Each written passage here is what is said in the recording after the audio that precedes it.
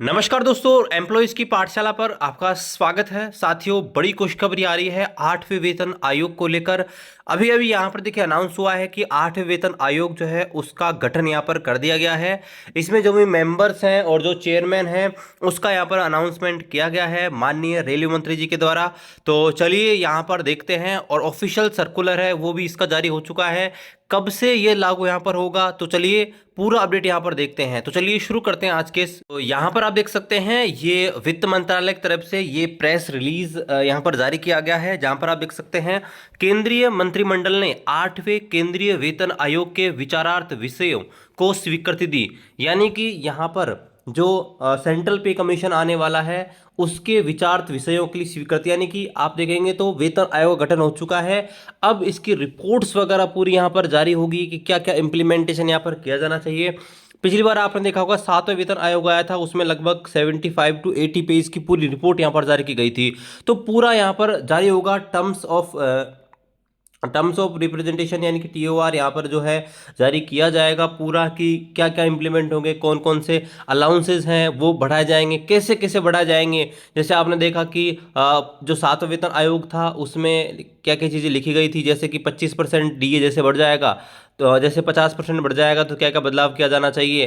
तो वो सारी चीज़ यहाँ पर इसमें आएगी। तो यहाँ पर देखिए प्रधानमंत्री श्री नरेंद्र मोदी की अध्यक्षता में केंद्रीय मंत्रिमंडल ने आज 8वें वेतन आयोग के विचारार्थ हेतु विषयों को स्वीकृति दी है। 8वां वेतन आयोग अस्थायी निकाय होगा। आयोग में एक अध्यक्ष, एक सदस्य अंशकालिक और एक सदस्य सचिव शामिल होगा।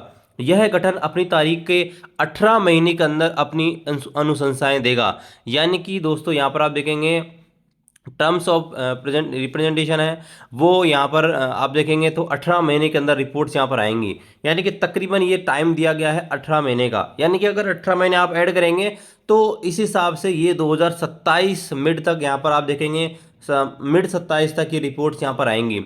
और मिड 27 में रिपोर्ट आएंगी तो मुझे लगता है कि ये जो है हो सकता है कि दिवाली 2027 या फिर जनवरी 2028 के आसपास जो है आपको इसका अनाउंसमेंट यहाँ पर देखने को मिले। यदि आवश्यक हो तो आयोग की अनुशंसाओं को अंतिम रूप दिए जाने तक किसी भी मामले पर अंतरिम रिपोर्ट भेजने का विचार रखता है। और यहाँ पर एक अंतरिम रिपोर्ट यहाँ पर आएगी और उसके आधार पर जो है यहाँ पर सब कुछ इम्प्लीमेंट होगा। यहाँ पर देखिए आयोग ने अपनी अनुशंसाएं देते समय निम्न बातों को ध्यान में रखेगा कि यहाँ पर क्या क्या चीज़ ध्यान में रखी जाएंगी। पहला, देश की आर्थिक स्थिति और राजकोषीय के विवेक, अर्थात सरकारी वित्तीय व्यवस्था के प्रबंध और खर्च और राजस्व के संतुलन की आवश्यकता। यानी कि पे कमीशन इस प्रकार से डिजाइन किया जाएगा कि सरकार के ऊपर उसका ज़्यादा जो है वित्त उसका बोझ ना पड़े, ज़्यादा सरकार का खर्चा ना हो। दूसरा, यह सुनिश्चित करने की आवश्यकता है कि विकास, व्यय और कल्याणकारी उपायों के लिए पर्याप्त संसाधन उपलब्ध हों। यानी कि जो पैसा यहाँ पर खर्च होगा पे कमीशन के अंदर, उसमें उसका जो बजट है, उसका जो पैसा निकाला जाएगा उसके लिए पर्याप्त संसाधन हो। तीसरा, गैर अंशदायी पेंशन योजनाओं की गैर वित्त पोषित लागत, यानी कि जो कुछ योजनाएं हैं पेंशन की उनमें नॉन जो फाइनेंशियल जो यहाँ पर कॉस्ट है उनको भी ध्यान में रखा जाए।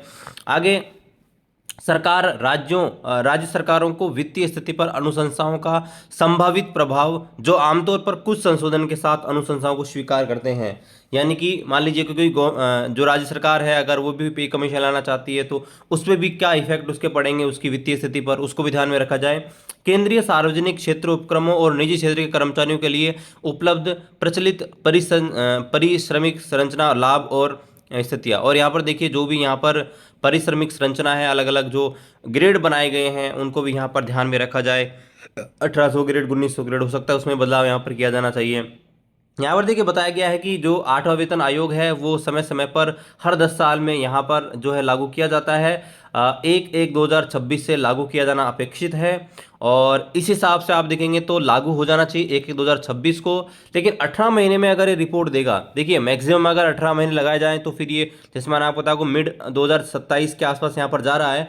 लेकिन अगर रिपोर्ट पहले भी आ जाएगी, हो सकता है पॉसिबली, तो पहले भी जो इसका अनाउंसमेंट किया जा सकता है। बाकी पूरी उम्मीदें हैं कि 2027 से पहले इसकी संभावना दोस्तों बहुत कम है।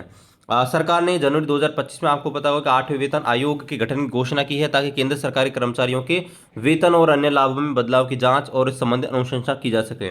तो यहाँ पर देखिए आपको पता है कि 2025 में यहाँ पर जनवरी में इसका अनाउंसमेंट किया गया था जब दिल्ली के अंदर इलेक्शंस थे। उस समय इसका जो है एक शॉर्ट अनाउंसमेंट किया गया था और अब उसका गठन कर दिया गया है और ये 18 महीने में अपनी रिपोर्ट्स प्रस्तुत करेगा। ठीक है, तो चलिए यहाँ पर माननीय रेल मंत्री जी का जो वो स्पीच है वो भी मैं ऐड कर देता हूँ वीडियो के एंड में, तो उसको देख लीजिए और चैनल को सब्सक्राइब करें ताकि कोई भी अपडेट आता है वो आपसे मिस ना हो।